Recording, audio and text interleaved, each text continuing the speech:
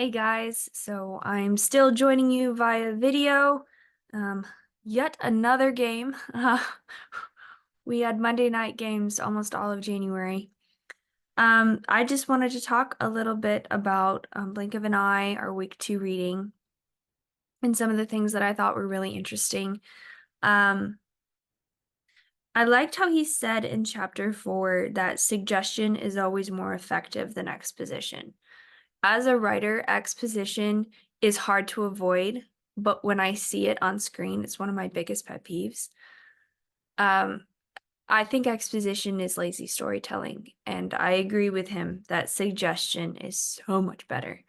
Um, but that's hard. It's really hard to figure out how to get your point across and help the audience to understand what they need to understand without having the kind of crutch of some of those expositionally kind of whether that be like writing tools or editing. It's really hard. So I also liked how he said that you're paid to make decisions, not cuts. I think I think it's easy to feel like you have to cut it up if you're editing. Um, But when he related it to the tour guide, I was like, actually, yeah, that tracks. Um, Eventually people start, to look like bobbleheads. And that's not good. I also thought that it was interesting in chapter 5 how he said that emotion came first for him.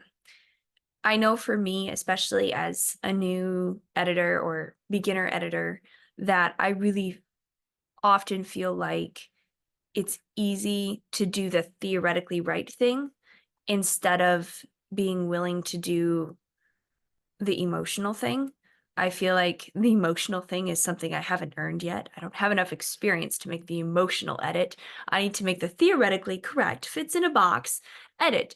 Uh, but the truth is that when you see an emotional edit on the screen, you are 10 times more likely to react to it. And my favorite edits when I see them are the ones where the editor took the time to be emotional. So I think that's really interesting. Um, in chapter 6, relating editing to a sleight of hand. I thought that was really interesting. Because it's true. Editing is magic in a sense, right? Because it allows us to play with time in a way that you can't if you're sitting there in the moment watching it. Um, I also think that the way that he talked about editing being like when you know that it's done, and thinking about it being on the big screen. I have a lot more experience editing music, and it's this feeling that you get when you know it's perfect. And not because there's nothing that you wouldn't change, maybe, but because you feel like it's to the point where it does all the things you want it to do. It creates the emotion you want it to create. Everything is in its place to you. And obviously it's so subjective. So another editor might come in and be like, Allie, why is the bass guitar EQ'd like this? Because I like it that way. And sometimes that's the end of it. But um, it is really interesting how everybody has their little thing, their tool that they use to decide when it feels finished to them. And him talking about viewing it on a big screen it was just kind of fun and interesting. Um, I usually will close my eyes and listen.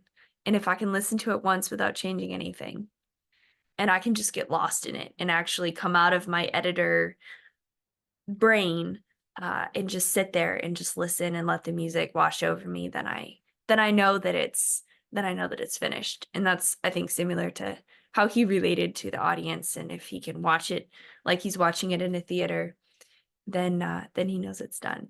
So those are my thoughts for this week on our reading. Have a great class, everybody.